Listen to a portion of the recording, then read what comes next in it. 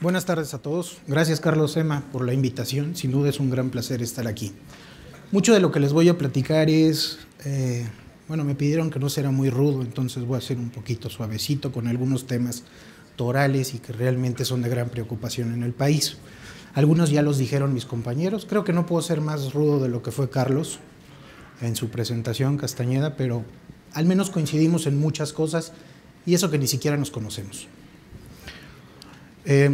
Tenemos una población total en México de 127 millones de personas, o al menos esto es lo que dice el INEGI. El 52% de la población es mayor a 18 años, por lo tanto, ese es el número de gente que pudiera tener una credencial del INE máximo. ¿Estamos de acuerdo? Estamos hablando de 60, 62 millones.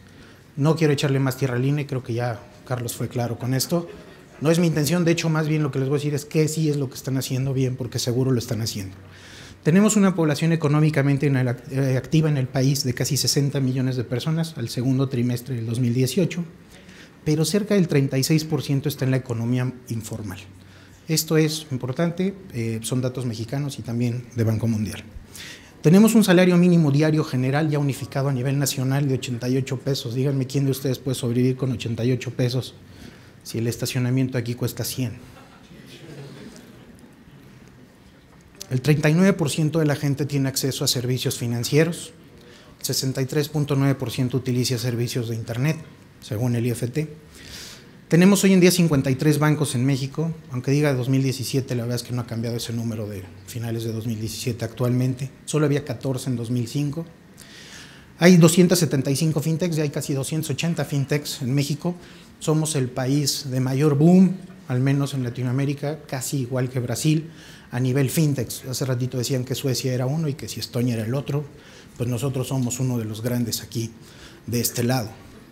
Tenemos 115 millones de celulares en donde el 83% son líneas de prepago y 95 millones de registros en el buró de crédito. Yo no entiendo cómo eso es posible si tenemos a 60 millones de personas mayores a 18 años, suponiendo que el 100% de esa gente hubiera ido a pedir algún crédito, pues no me da 95, o sea, la verdad es que son datos. Las estadísticas en México no funcionan. Cualquier estadística que realmente escuchemos, yo creo que es una gran mentira, porque a final de cuentas son inventos, para eso son las estadísticas, ¿no? Para darnos una idea, pero yo creo que son ideas que se van generando y la gente se va acordando del número que dijo el año pasado, le suma el número que se le ocurrió y ese es el número que dice el año que viene. Y obviamente pues está el tema del número de credenciales que existen del INE. Hace ratito presentaban 87 millones, yo tengo el dato a través de una consulta que hicimos a través del INAI de 90 millones de tarjetas, de credenciales. También creo que es un número extraño para el número de mayores a 18 años. Estas son preseas que tenemos a nivel mundial y que hemos obtenido en los últimos años. Somos el tercer, o fuimos, ya hoy no sé cuál realmente seamos, el tercer país en robo de identidad en Latinoamérica y fuimos el octavo en robo de identidad a nivel mundial. Allá abajo tienen las referencias de cada una de estas grandes preseas. Somos el primer país en corrupción en Latinoamérica. Yo creo que hay que darnos, pues deberíamos estar gustosos, ¿no? Pero al menos somos el primer país en algo. No le hagan caso a mis nombres, yo soy más mexicano que el 95% de la gente que conozcan. Llevo casi toda mi vida viviendo aquí y sí me preocupa la situación en la que nos encontramos.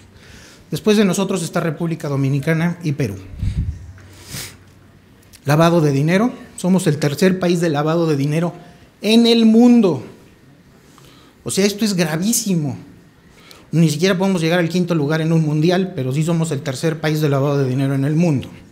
Solo después de China y después de Rusia. ¿Quién es el cuarto? India.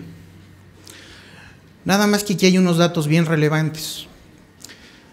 Nosotros somos 13 veces más grandes que Suecia, ¿están de acuerdo? Hace ratito dijeron que tenían 10 millones. ¿Cómo es posible que un país de 10 millones, y eso es una tristeza como mexicano, que tiene 10 millones de personas, nos hayan mencionado al menos 6 empresas internacionales realmente exitosas? Y les faltaron, creo que les faltó Volvo, que además ha sido la empresa que ha generado la mayor cantidad de patentes de seguridad en vehículos en el mundo. Tienen a Saab, que genera turbinas. Tienen a Tetra Pak, los que hacen los botecitos, es sueca. Y ya por mencionar otra, Hasselblad, que son las mejores cámaras del mundo, también es sueca. Ya tenemos 10 empresas realmente importantes a nivel mundial, con solo 10 millones de personas. Aquí somos 130. Deberíamos al menos de hacer 13 veces lo que hacen ellos. Claro, si nos pusiéramos de acuerdo, ¿no? Porque eso es la parte más importante. Si nos enfocamos solo en estos últimos datos, entre México e India, pues India realmente es 10.4 veces más grande que nosotros en población. Tiene 2.17%, es la relación del Producto Interno Bruto en dólares de India contra el nuestro. Y un dato que es muy raro, pues más o menos somos equivalente 1 a 1 en temas de dinero y en los temas de flujo de dinero ilícito que existe en el mundo. Entonces la pregunta es, ¿cómo es posible que la misma cantidad de dinero ilícito existe en un país que es 11 veces más grande que nosotros en población y que además tiene 2.8 veces el Producto Interno Bruto? Tenemos estos datos, son públicos todos, los habrán visto en las noticias en el último año, un poquito más. Tenemos 2 de ellos, qué casualidad, ¿no? Cuando hay crisis empieza a volar la lana, que pasa siempre que hay crisis en México. El primero es un caso de 68.8 millones de pesos que está perdido, o al menos Bansefi dice que no, los demás dicen que sí, y entonces ya saben, nunca nadie se pone de acuerdo. El chiste es que hay 1.495 casos que aún siguen en investigación. La Comisión Nacional Bancaria está encima de Bansefi y es un tema de 68.8 millones de pesos de dinero que se debió de entregado a gente damnificada por el sismo. Algo parecido pasó con el gobierno de la Ciudad de México, también en los sismos. Si se acuerdan, había casos de gente que a raíz de los sismos les iban a pagar unas rentas. Hay gente que llegó a cobrar a su renta, para hacer casos 3.800 casos, que ni siquiera eran damnificados. Llegaron, se formaron, dijeron, yo soy damnificado, vivo aquí, aquí está tu dinero. ¿Así? Digo, así es como se hacen las cosas. Claro, dentro de la parte humanitaria se acaban excusando muchísimos, pero no es la forma correcta de hacer las cosas. Un dato escandaloso de la Conducef a finales del 2017, 1.600 millones de pesos y con un monto promedio de reclamación de 26,000 pesos en robo de identidad. Grave, muchísimo dinero.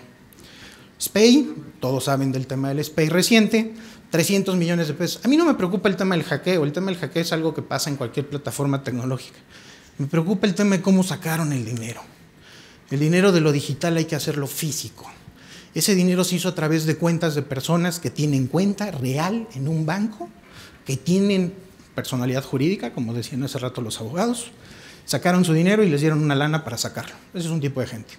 Otro tipo de personas son aquellas que crearon cuentas con información falsa, que presentaron documentación falsa para poder obtener una cuenta.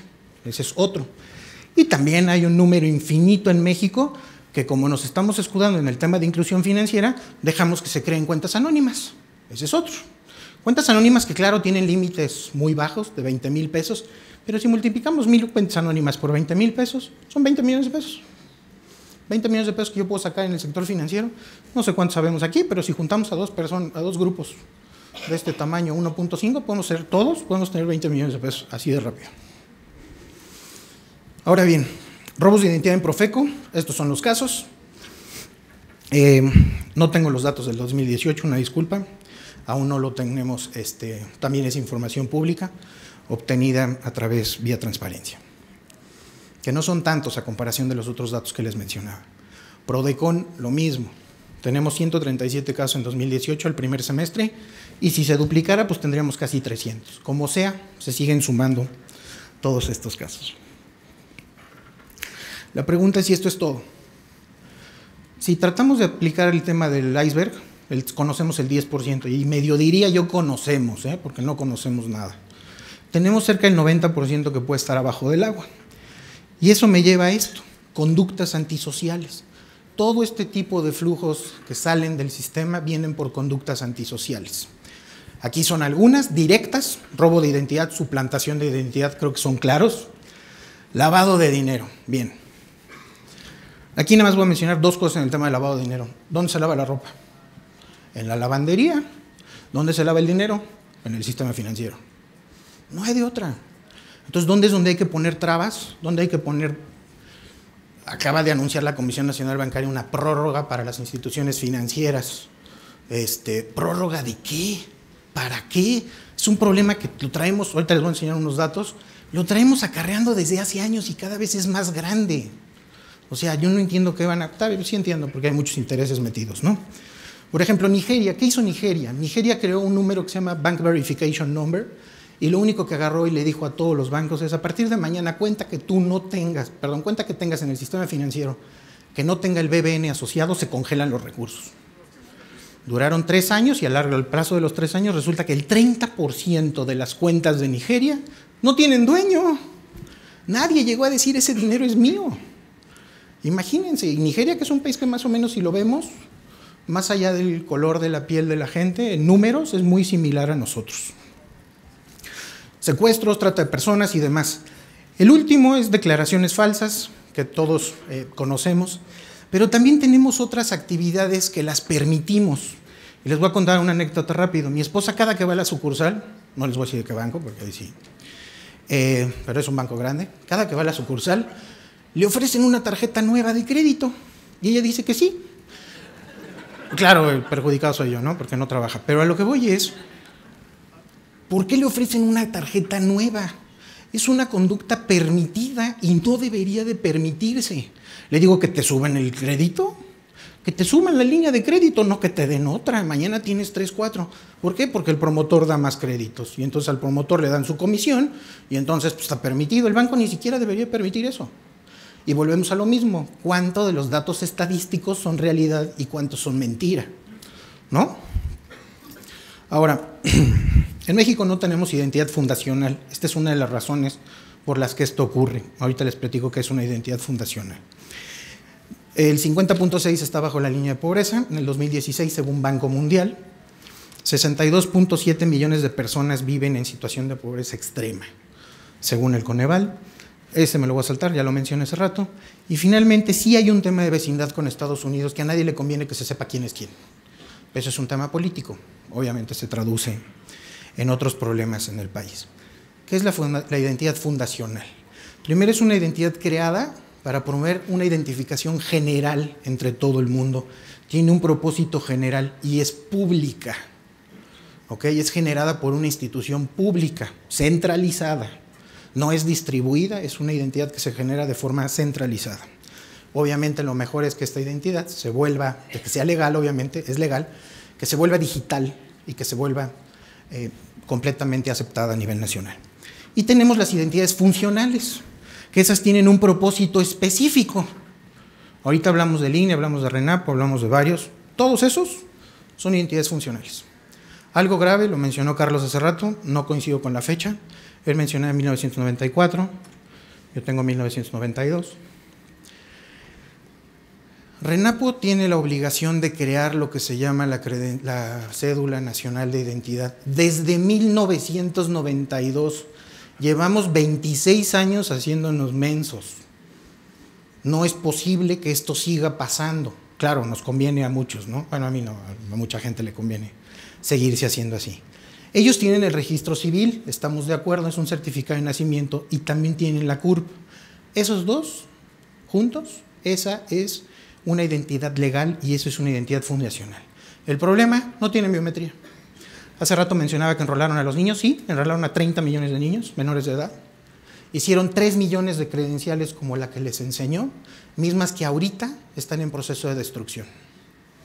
¿Por qué? No las dieron, se gastaron un dineral y vayamos a saber a dónde fue a parar ese dineral. La mayoría de los proyectos que ha habido en México y por qué han fracasado ha sido realmente porque atrás de ellos obviamente hay muchísimo dinero. Imagínense 120 millones de tarjetas, pues es un dineral. Y como siempre hay 2, 3 empresas interesadas en ganárselo. Y obviamente pues, si le metemos chip, como mencionaba, pues sale más cara, ¿no? Y para hacer un documento de identidad tiene que tener muchísimos elementos de seguridad y sale muchísimo más cara. Sí es cierto que en el 99 hubo un caso que fue tronado, no se hizo. Después ya dijeron, ya no se va a llamar Cédula Nacional de Identidad, ahora se va a llamar CUI. CUI significa clave única de identidad, que a mí me parece un concepto más razonable porque es solo una clave, que no cuesta un documento y que es bastante parecido a lo que se ha hecho en India con el tema de Aadhaar. Después tenemos las funcionales, no les voy a entrar en detalle, todos las conocemos, al menos esas son 5, que son instituciones que se le han pasado enrolando gente, enrolando biométricamente a los ciudadanos. Díganme ustedes, ¿en dónde han llegado en cualquiera de esas instituciones y que se autentiquen biométricamente. ¿Al INE? ¿Votamos con la huella? No. Entonces, ¿para qué la piden? ¿Relaciones exteriores? ¿Usamos para algo la huella al momento de entrar al país? No. Pues, ¿para qué la piden? El SAT tampoco, cuando pagamos impuestos. CONSAR sí la usa, pero CONSAR es la última iniciativa que se creó hace unos años y la usan para el cambio de cuando uno de nosotros nos cambiamos de una Afore a otra. Esos son 3 millones de casos al año. 3 millones de transacciones al año. Tenemos salud, también se han gastado millones de dólares en el tema de crear identidades en el IMSS, en el ISSSTE, en el Seguro Popular. No se usan para nada y todo está ahí en el cajón y seguimos gastando el dinero en cosas que no deben de gastarse. Ninguna de estas, como les decía, están basadas en transacciones. No eres nadie entre los 1 y los 18 años. No somos nadie. Nadie en el mundo digital, ¿no? No somos nadie. Y finalmente la duda es, ¿qué pasa con los que no son mexicanos? La mayoría de las bandas delincuenciales en México, no digo todas, la mayoría, son de extranjeros. Sí hay ecuatorianos, nicaragüenses, rusos, italianos, claro que hay mexicanos, colombianos, salvadoreños, y donde querramos. Pues es un tema humano el tema de las bandas. El problema es que ni siquiera sabemos quiénes son. Una identidad, hablando de un poquito de identidad legal, yo no soy abogado, mi background es tecnológico. Una identidad fundacional legal única es necesaria para que todas las personas puedan participar en la sociedad y en la economía. Esto es una realidad, es un tema que el gobierno tiene la obligación de hacer. Es tan importante que los países miembros de la ONU, claro, no me encanta la fecha, pero establecieron que para el 2030 todos los países que sean parte de la ONU deben de tener una identidad legal y que sea fundacional. Y esto como como las metas del desarrollo sustentable que tiene la ONU puesta. Este es otro tema importante. La falta de una prueba de identidad de alguien, sin duda, es una fuente de exclusión, tanto política, social y económica. Yo creo que esto no le queda duda a nadie. El siguiente también es, la falta de una identidad bloquea la visión de la actividad de los usuarios. Las instituciones no pueden saber qué hacen los usuarios y obviamente eso impacta en el tema de ofrecimiento de servicios públicos y privados. Tenemos el tema del rol de la identidad en asistencia humanitaria. Este sí no aplica tanto para México porque es más como países como Siria, digamos, en toda la gente que se está pasando de un país a otro, de los refugiados, pero aquí aplica para toda la gente que viene de Sudamérica y pasa por México para llegar a Estados Unidos, ¿no? Yo no digo que no, pero al menos tenemos que saber quién está pasando por el país. Banco Mundial estima que más de uno... Se preguntarán por qué tantos datos de Banco Mundial. Yo trabajo con Banco Mundial en una estrategia que se llama Fiji, que es para crear la inclusión financiera a nivel global, y nos enfocamos mucho en el tema de identidad digital, porque la identidad digital es lo único que realmente nos puede llevar a una inclusión financiera incluyente. Yo sé que inclusión financiera incluyente es como rimbombante, pero esa es la realidad. Lo que es increíble es que de este 1.1 millones de personas que no tienen una forma oficial de identificación, ahí está México. En cerca de la mitad, ahí está México.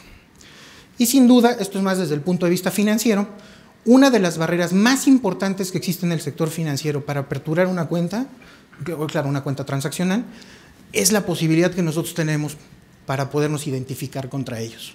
Precisamente por eso es el tema de la identidad digital.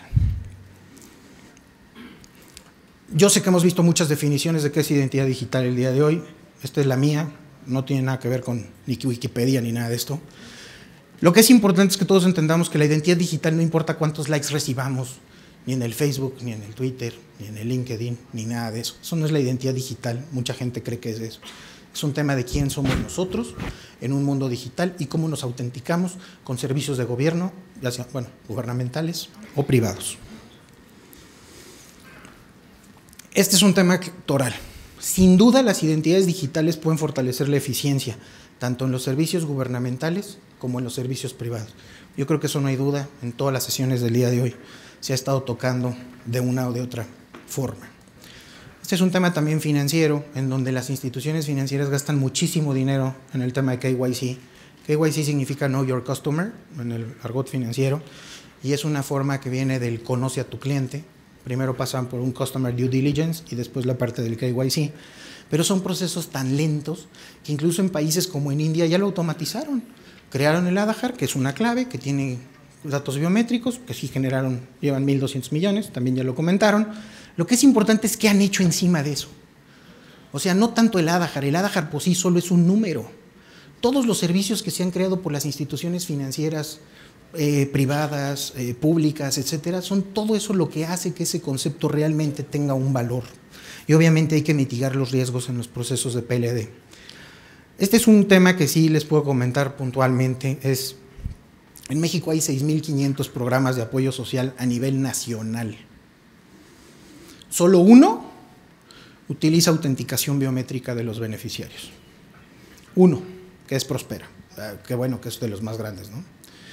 Pero lo que pasa es, ¿qué pasa con los otros 6.400? Nadie sabe cuánto es el número exacto, pero vamos a suponer que sean 6.500. 6.499, son a nivel federal, estatal y municipal. ¿Qué pasa con ellos? Eso es un tema que hay que cuidar, es un tema de que los recursos de nosotros como ciudadanos que pagamos impuestos se están yendo. ¿A dónde? ¿Quién sabe?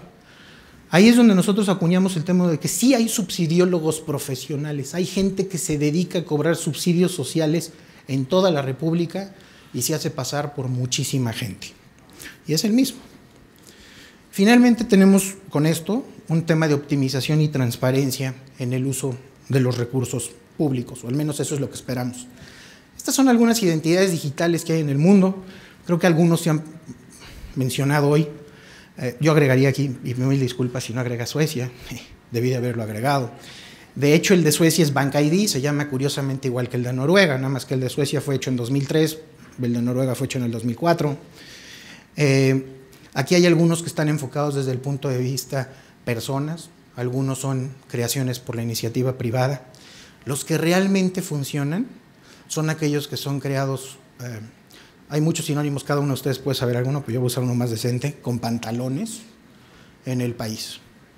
India fue creado con pantalones. India es claro, es en todos los eventos de identidad a nivel mundial, es el ejemplo más claro de un exitoso programa, pero sin duda fue creado con pantalones. A nadie le tembló nada para que eso se hiciera. Y ahí están los hechos. O sea, se tardaron 8 años. Hay países como Suecia que comentaban que se tardaron 20 años. Nosotros llevamos 26 con una ley que además se supone que era transitoria. Así ratito le echaban mucho al INE, que si el INE, que si no, yo no lo dudo, obviamente. Es un tema de poder político, porque pues, ¿quiénes son los del INE? Pues los partidos políticos. ¿Y quién autorizan el presupuesto al resto de las instituciones? Pues los partidos políticos, ¿no? Es un círculo que difícilmente lo vamos a acabar rompiendo en el país, pero es una realidad. O sea, y es una realidad que todos nosotros como ciudadanos tenemos la obligación de verlo, y más nosotros que estamos aquí sentados y que entendemos de lo que se está hablando. Hay dos aquí, por ejemplo, el de Canadá, el BN9, y Serbia, el UBI Digital ID, son para los negocios, son identificadores creados para el mundo de los negocios. Hoy en el mundo digital tenemos problemas. Ni el negocio sabe quiénes somos, ni nosotros sabemos si el negocio es realmente el negocio. A mí ya me han hecho varias tranzas en Mercado Libre, en Linio y en varios, ¿no? Si el servicio en México fuera igual que el de Estados Unidos, pues no, pues nada más tú les hablas, le dices, oye, ¿sabes qué? Pues compré algo y dicen ahí que lo dejaron enfrente de mi casa y nunca llegó, te mandan otro. No te preguntan. Aquí te preguntan todo. Hasta lo que no les importa te lo acaban preguntando. Esta es una cosa triste, pero es una realidad. En México no hay una política pública de identidad digital y esa es la que tenemos que forzar.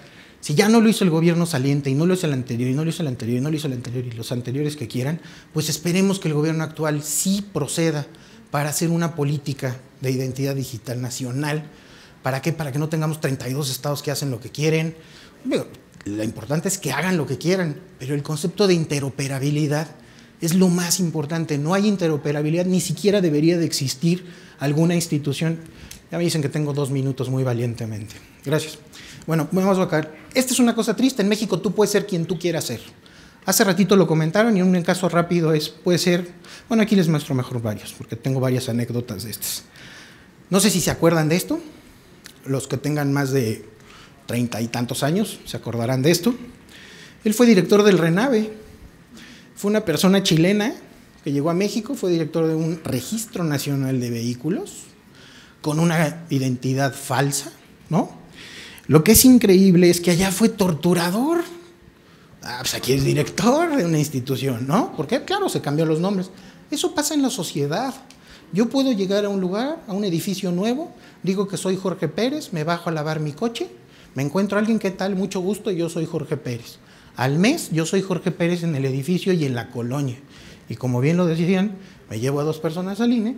No es tan así como lo comentaron, sí es de que te llevas a 2 personas y dicen que eres tú, pero ellos tienen que probar su identidad ante el INE previamente, digitalmente, con biometría ante el INE. O sea, sí hay que matizar eso. No están tan mal, o sea, están bien y es la más grande, se puede mejorar.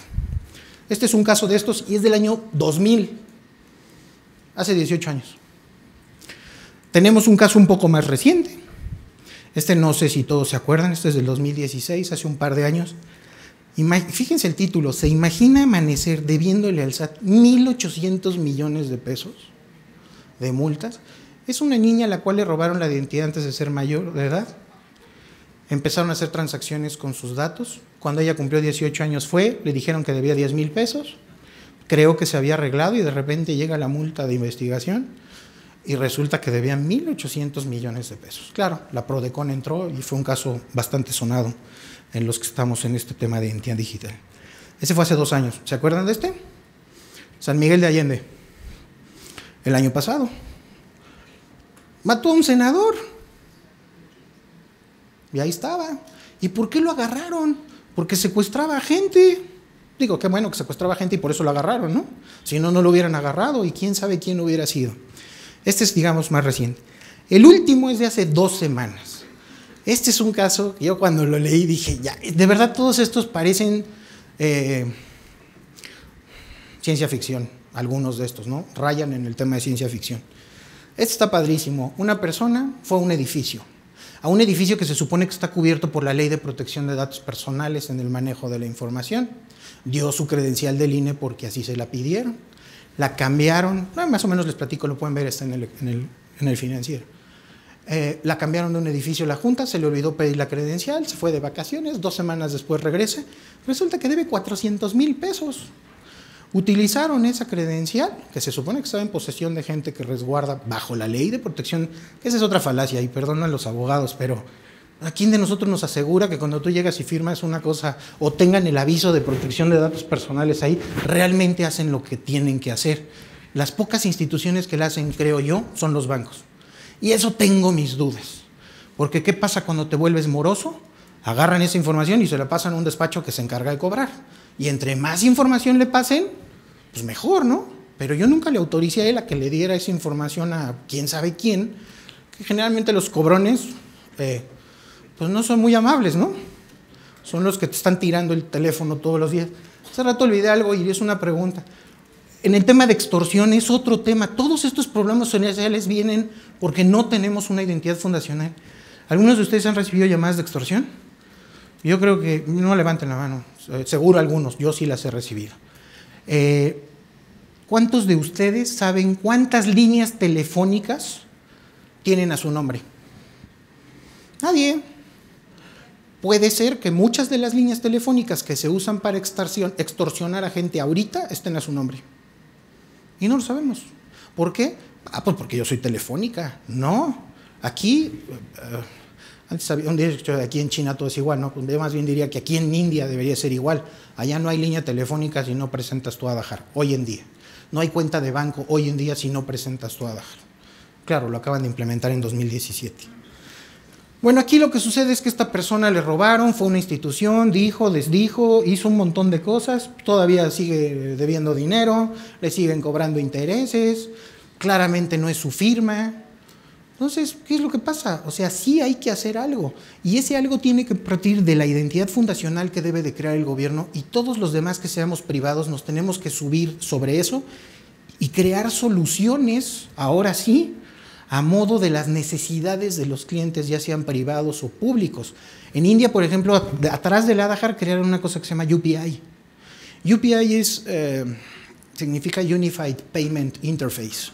Es una interfase de pago entre todas las instituciones del país, en donde se suben fintechs, se suben bancos, se suben lo que aquí serían SOFIPOS, SOFOMES, todo el mundo. Y entre todo el mundo se puede pagar lo que quiera, sin necesidad de pasar por un tercero. Es una especie de peer-to-peer montado sobre el tema del Aadhaar. Y bueno, esto es todo por mi parte. Les agradezco mucho su atención. Creo que todavía falta alguien más. Gracias.